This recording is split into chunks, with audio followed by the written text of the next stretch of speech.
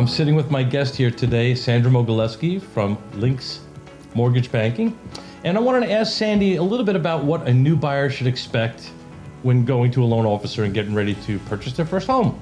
So hi, Sandy, how are you? Hi, Michael. How are you? Good, good. So I often run across a new buyer and they come to me and they want to start shopping for a home. Right. And first thing I have to ask them is, have you been pre-approved? And they say, no, what is that? And I say, well, that's where you go to the bank and you find out how much money the bank is willing to lend you to buy the house. Right. Having said that, once they contact you, what are you going to ask them? What kind of information is important? Well, I usually ask them what they do for a living, how long they've been doing it, what do they think their credit is like. Some people know, some people don't know. Obviously, I don't go off of that. We run a full analysis. We'll ask for a credit authorization to be returned to us. Mm-hmm. W-2s, pay stubs, bank statements, other asset accounts. They'll also give us their income. Okay. And then what we do is do an analysis of how much they'll be pre-approved for. Is it basically you're looking to find out what their monthly expenses are? Right. And come up with a ratio? Yes. So we're looking at their income versus their debt, and coming up with a debt to income ratio based on how much of a purchase price range they're looking in.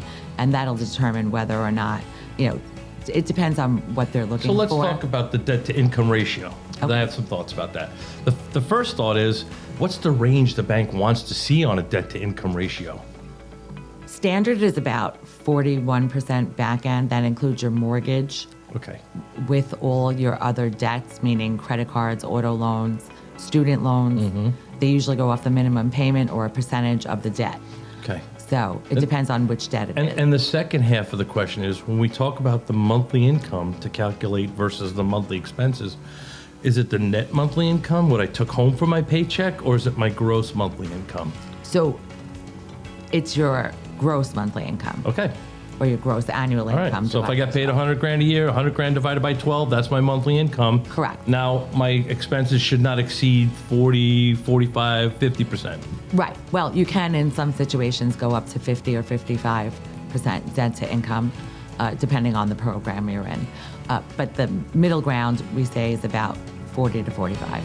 Sandra Mogelefsky, licensed mortgage loan originator, MLO number 338049. Links Mortgage Bank, LLC, licensed mortgage banker, New York State Department of Financial Services, NMLS number 5838, located at 143 Post Avenue, Westbury, New York, 11590, equal housing lender.